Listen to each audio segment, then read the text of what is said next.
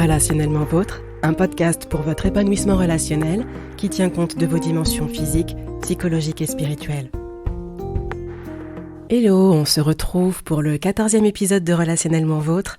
Après avoir passé plusieurs semaines à faire le tri dans les sacs à dos de nos vies, nous allons pouvoir continuer à faire en sorte d'y mettre tous les éléments nécessaires à une marche dans l'épanouissement relationnel. Cette semaine, j'aimerais aborder un élément plus qu'indispensable et il s'agit de l'amour. Ah, l'amour, si beau et si complexe à la fois. C'est un mot qui, pour certains, fait très bisounours et pour d'autres peut faire peur. Pourquoi l'amour nous amène-t-il à toutes ces interrogations, ces chamboulements, ces ressentis intenses ? Eh bien, peut-être est-ce parce que ne sachant pas ce qu'est l'amour, nous ne savons pas vraiment le reconnaître, ni cerner ses contours, et encore faut-il qu'il en ait. Du coup, c'est quoi l'amour pour vous ? Est-ce que c'est ces sensations bizarres qu'on ressent, ces papillons dans le ventre, comme on dit ? Est-ce ce sentiment qui nous donne des ailes ? Certaines personnes diront que c'est le ciment de toute relation. D'autres diront que c'est bien plus que ça. Et personnellement, je pense que l'amour est comme un diamant multifacette. Il me semble que c'est Gary Chapman qui en parle ainsi dans l'un de ses livres d'ailleurs. Ça m'a fait sourire quand je suis retombée dessus cette semaine. Et à travers ces multifacettes, je dirais que je vois une bonne dizaine de définitions de l'amour que j'aimerais vous partager. Je vous propose d'en aborder 5 cette semaine et 5 la semaine prochaine, comme ça le contenu sera plus digeste pour vous. Tout ce qui existe sur Terre a une source, une origine, rien n'est dû au hasard. D'ailleurs, j'aime beaucoup cette citation d'Albert Einstein qui dit que le hasard, c'est Dieu qui se promène incognito. Je trouve ça tellement beau. Donc, même l'amour a une origine qui m'amène à la première définition de l'amour, à savoir l'amour divin. L'amour est tout d'abord une caractéristique propre au Créateur. C'est un amour sans limite, inconditionnel et totalement désintéressé. Il s'agit de cet amour qui accepte chacun tel qu'il est, tel qu'elle est, avec toutes ses imperfections et qui est capable d'aimer au point de donner sa vie pour ceux qu'il aime. Les textes anciens nous offrent une définition de l'amour selon Dieu, une définition de ce qu'est cet amour et de ce qu'il n'est pas. En voici l'extrait. L'amour est patient, il est plein de bonté. L'amour n'est pas envieux, l'amour ne se vante pas, il ne s'enfle pas d'orgueil, il ne fait rien de malhonnête, il ne cherche pas son intérêt, il ne s'irrite pas, il ne soupçonne pas le mal, il ne se réjouit pas de l'injustice, mais il se réjouit de la vérité. Il pardonne tout, il croit tout, il espère tout, il supporte tout. Arrivez-vous à vous imaginer partager une relation où l'amour ressemble à ça ? Ça fait rêver, n'est-ce pas ? Avoir une patience illimitée, une bonté débordante et un calme à toute épreuve, avoir une confiance aveugle et surtout avoir cette capacité à tout pardonner. Ça semble irréalisable comme ça, et il est vrai que d'un point de vue purement humain, et avec nos propres ressources, il est impossible d'aimer de cette manière. Ne serait-ce que le pardon, c'est un processus qui nous demande de couper chaque fil qui nous relie à la blessure, à l'offense, de manière à nous libérer de l'emprise de cette blessure passée sur notre présent. C'est une démarche difficile à concevoir et à vivre surtout. Voilà pourquoi c'est une caractéristique divine. La bonne nouvelle, c'est que cet amour humainement impossible devient accessible et possible si nous sommes en relation avec celui qui peut nous amener à développer cette capacité en nous. Si nous sommes rattachés à la source divine et que nous cherchons quotidiennement à en être arrosés et inondés. Je vais vous expliquer tout ça en développant la deuxième définition de l'amour, à savoir l'amour humain. Pour vous définir l'amour humain, je vais revenir à l'épisode 2 sur le fait que nous avons à la fois une dimension physique, une dimension psycho-affective et une dimension spirituelle. Du coup, l'amour humain se définit à travers ces 3 dimensions. Nous avons un créateur qui a fait le choix de nous créer à son image, à sa ressemblance. C'est ce que relatent les Écritures au sujet de la création. Voilà pourquoi nous avons une dimension spirituelle. Nous avons été créés esprit. Ensuite, nous avons été dotés d'une âme et d'un corps. Comme évoqué dans le point précédent, l'amour est une caractéristique propre au Créateur. Vu que nous avons été créés esprit à sa ressemblance, en tant qu'être humain, nous avons dans notre esprit, à l'état de semence, tout plein de capacités inscrites dans notre ADN spirituel. L'amour en fait partie. Sauf que pour se développer à l'image du Créateur, cette capacité a besoin d'être nourrie et arrosée par la relation avec Dieu. Et pour être exprimé comme tel par nos corps, à travers nos paroles et nos actes, il faut que les filtres de nos âmes lui laissent le passage sans parasiter ni déformer le message d'amour émis par notre esprit.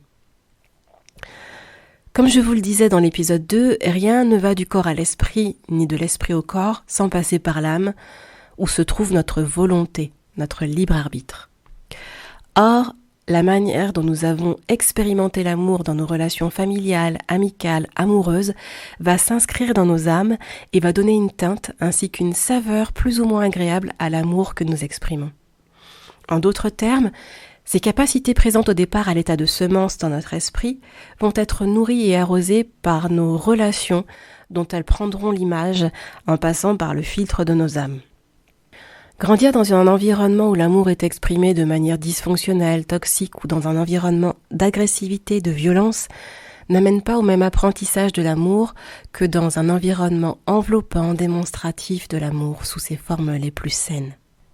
L'amour sera donc donné, reçu, communiqué en parole, en acte, et il générera à la fois des réactions psycho-affectives par la sécrétion d'hormones telles que l'hormone de l'amour ou de l'attachement, l'ocytocine, l'hormone du bonheur, du bien-être, la dopamine, la sérotonine, l'hormone de l'attirance physique, savoir la testostérone, la progestérone est plus au niveau de l'hormone du désir chez la femme, mais la testostérone se trouve présente chez l'homme et la femme, et bien d'autres hormones en in, notamment les endorphines, et puis des hormones pas en in, telles que les phéromones, sont aussi impliquées.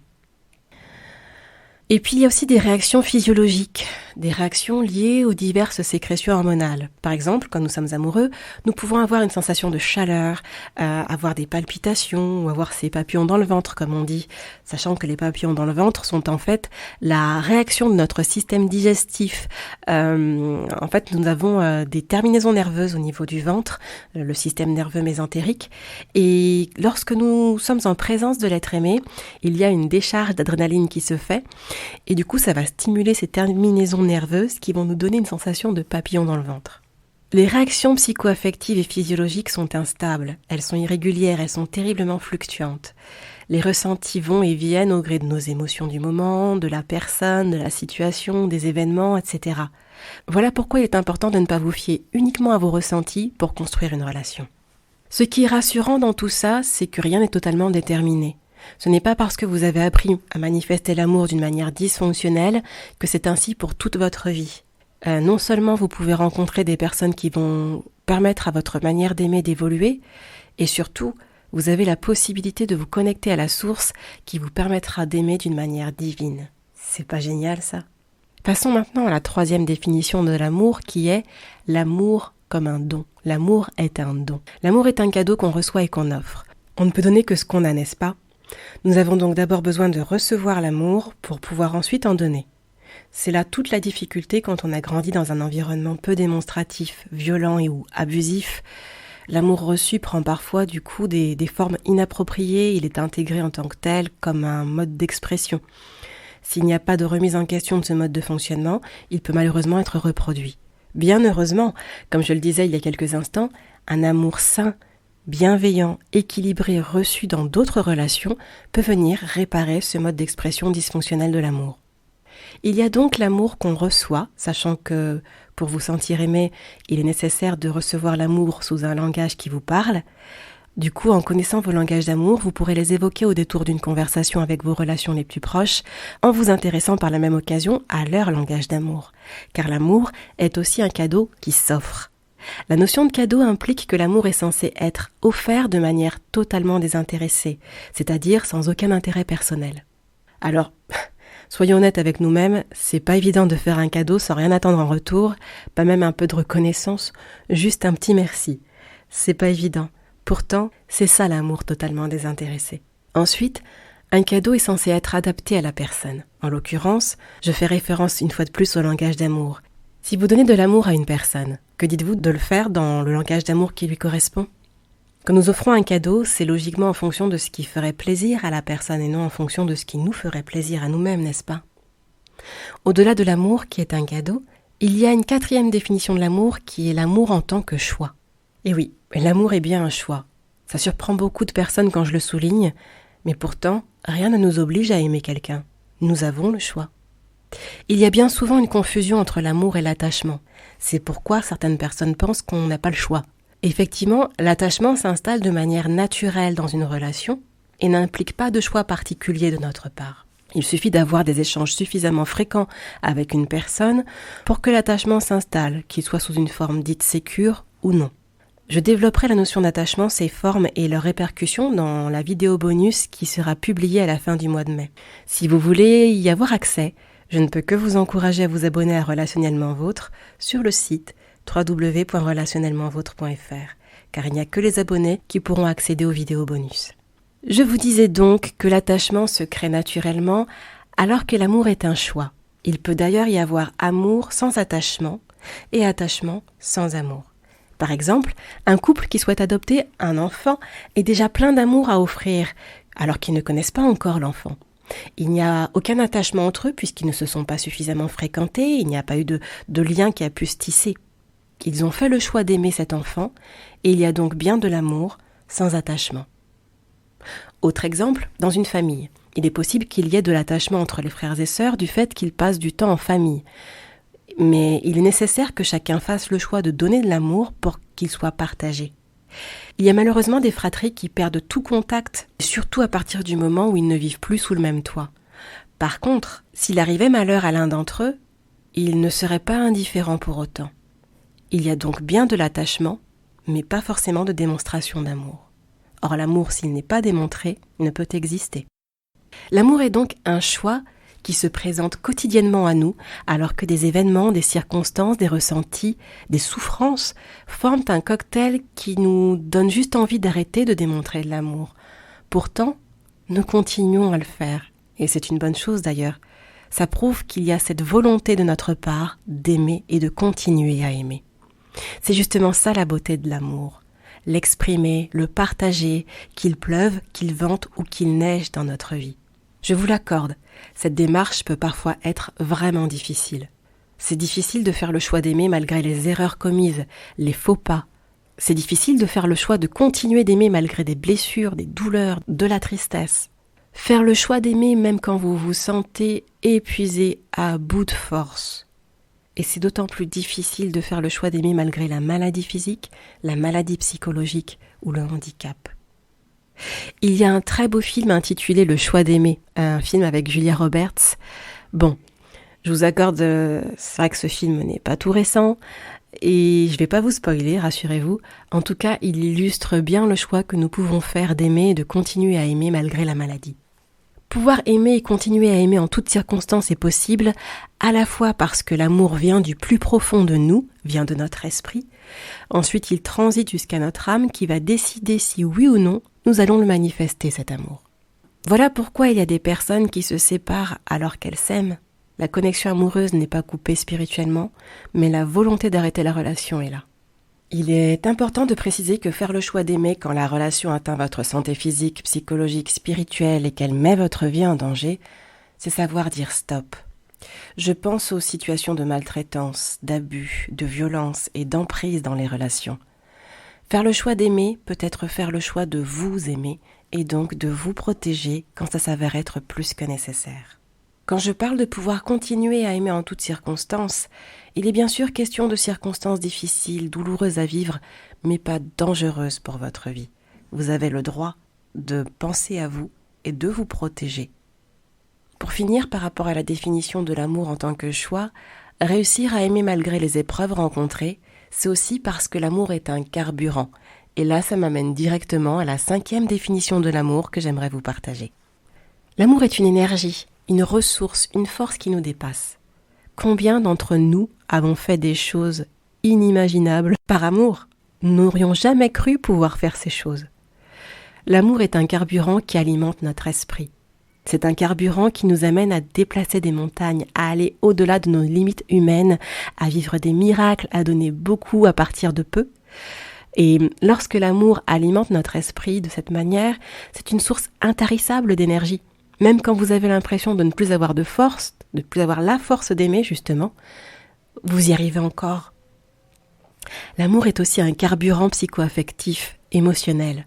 Nous avons un réservoir affectif pour ce carburant si important à notre santé psychologique, physique et spirituelle. C'est parce que ce réservoir contient du carburant que nous pouvons continuer à démontrer de l'amour. Il n'a pas nécessairement besoin d'être plein pour pouvoir donner de l'amour, mais dans la mesure où on ne peut que donner ce qu'on a, il est préférable qu'il y ait quand même quelque chose à l'intérieur, et même si ce n'est qu'un petit quelque chose. Par contre, il est important de ne pas laisser ce réservoir se vider, car vivre sans amour n'est pas supportable psychologiquement parlant. Ça expose à des troubles psychologiques et physiques pouvant amener à une perte de sens à la vie et donc à un passage à l'acte suicidaire. L'amour est un carburant indispensable à notre vie ou à notre survie. Isabelle Figliosa, psychothérapeute connue pour ses écrits sur la parentalité positive, parle du carburant qu'est l'amour concernant les enfants dans une de ses conférences, et en voici un extrait. Manifester notre amour à nos enfants déclenche une sécrétion d'ocytocine, l'hormone de l'attachement ou de l'amour, multiplie le nombre de récepteurs à ocytocine dans le cerveau, diminue les hormones de stress, augmente l'immunité, c'est ce qui nous permet de lutter contre les maladies, et développe les circuits neuronaux dans le cerveau préfrontal. Le cerveau préfrontal est celui qui permet l'empathie, la maîtrise de soi, la régulation des émotions, l'anticipation, la capacité de comprendre et identifier l'impact de nos actes. Cette partie du cerveau est aussi impliquée dans la responsabilité. C'est ce cerveau-là que nous voulons développer chez nos enfants grâce à un geste, un sourire, une marque d'attention. Nous préparons nos enfants au bonheur. Nous les équipons littéralement pour faire face au stress et nous leur permettons de savoir ne pas surréagir. L'amour, c'est du carburant. L'amour, c'est aussi un carburant physique. Je viens de vous parler de l'amour en tant que carburant spirituel, psycho-affectif, mais c'est aussi un carburant physique. Vous est-il déjà arrivé de vous sentir fatigué, vanné, après une grosse journée de travail ou après avoir fourni un effort particulier, ou même après avoir géré une situation difficile, et rien que le fait d'être pris dans les bras, d'être prise dans les bras, de recevoir un message encourageant ou un cadeau, suffit à faire remonter votre niveau d'énergie. Vous avez déjà vécu ça, non ? Ne sous-estimons pas la puissance de ce carburant. Et en plus, c'est top, il ne pollue pas. Pour illustrer l'épisode, cette semaine, j'ai une invitée. Bonjour Pascal, de son petit nom, Passy. Oui, bonjour Kelly. Merci d'avoir accepté de partager ce podcast et de nous partager ton expérience de vie. Alors Passy, peux-tu nous dire ce qu'est l'amour pour toi ? L'amour pour moi, c'est accepter l'autre tel qu'il est, lui faire une place dans ma vie. Quand j'ai dû faire une place dans ma vie, c'est que je dois être disponible et disposée pour cette personne. Je dois être là pour cette personne. Quand cette personne en aura besoin, je dois être là. Et c'est ça l'amour pour moi. Merci Passy. Ta définition de l'amour vient directement faire écho à deux définitions citées dans le podcast. Lorsque tu parles du fait d'aimer l'autre tel qu'il est, ça renvoie à cet amour inconditionnel, cet amour illimité qu'on retrouve dans l'amour divin. Et lorsque tu fais référence au fait d'être présent pour l'autre, d'être là pour l'autre, c'est vraiment ce côté amour cadeau, le fait de donner de soi par amour. Du coup, Passy, pourrais-tu nous partager un témoignage qui correspond à ta définition de l'amour ? Le témoignage que je peux partager, c'est que je suis une femme mariée et j'ai accepté mon mari avec ses qualités et ses défauts.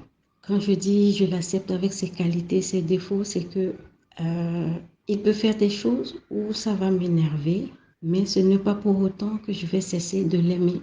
Ce n'est pas pour autant que je vais arrêter d'être comme je suis avec lui en fait. Dans ce que tu exprimes de ton témoignage, on retrouve l'amour en tant que choix. Cette décision de continuer à aimer malgré les imperfections, malgré les maladresses. Et surtout, on retrouve ce détail si précieux de l'amour divin qui est le pardon. C'est pas évident, ça coûte vraiment de pouvoir pardonner et pourtant c'est si nécessaire à nos relations. Surtout ça, sinon on ne pourra pas. C'est comme si on est sur un chemin, mais chargé. Tant qu'on est chargé, on avance difficilement. Et le fait de ne pas pouvoir pardonner, c'est un poids qui m'empêche moi d'avancer normalement comme il faut parce que je serai très chargée. Effectivement, c'est très vrai. J'aurai probablement l'occasion de faire un épisode sur le pardon. Ça tombe très bien d'évoquer. Merci, Passy. Je t'en prie, Kelly. Du coup, aurais-tu éventuellement 3 clés à partager avec nos auditeurs, nos auditrices ou nos éventuels lecteurs et lectrices pour ceux qui vont lire l'article et non écouter le podcast? Aurais-tu 3 clés à partager concernant l'amour? Oui, j'ai 3 clés. La première, c'est la patience. Quand je dis patience, c'est que je dois prendre mon temps. Il y a des choses que mon partenaire ne peut pas soit comprendre tout de suite ou rebondir ou réagir tout de suite à ce que moi je veux à un instant T. Moi, je peux avoir besoin de faire un truc ou quelque chose, mais lui n'est pas disponible ou il n'a pas le temps ou il a le temps mais il n'a pas envie. Ça ne lui dit rien. Mais si je ne suis pas patiente, ça va être compliqué. Donc, c'est pour cela que je parle un peu de patience. Il en faut beaucoup. Oh, que oui. Merci, Passy. Et du coup, quelle serait ta deuxième clé? Selon moi, la deuxième clé, ce sera la tolérance. Parce que ce qui est un principe pour moi ne l'est pas forcément pour lui. Nous avons reçu des éducations qui sont très différentes. Et moi, je peux faire certaines choses d'une manière et que lui, non.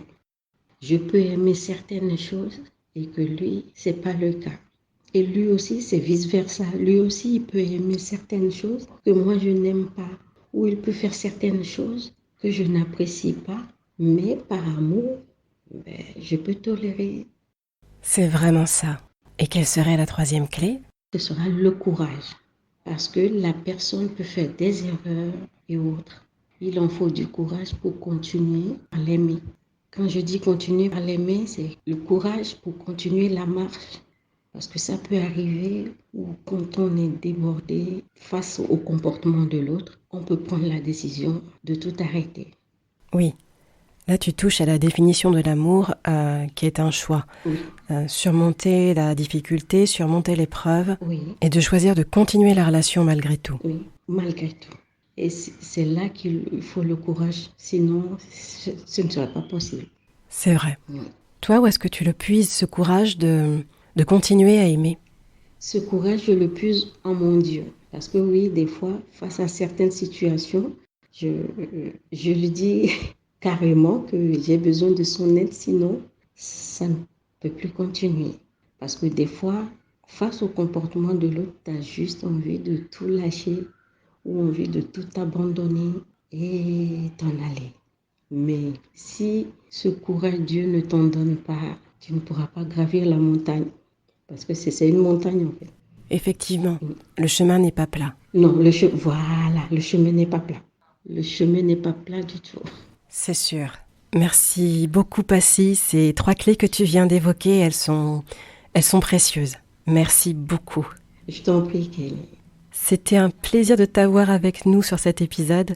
Je me permettrai éventuellement de te solliciter à nouveau, si toutefois tu es d'accord, pour d'autres thématiques. D'accord. Et en tout cas, bonne route à toi. Merci beaucoup. Et peut-être à bientôt. À très bientôt et gros bisous à tout le monde. Merci, Passy. Bisous à toi. Je t'en prie. Bisous, Kelly.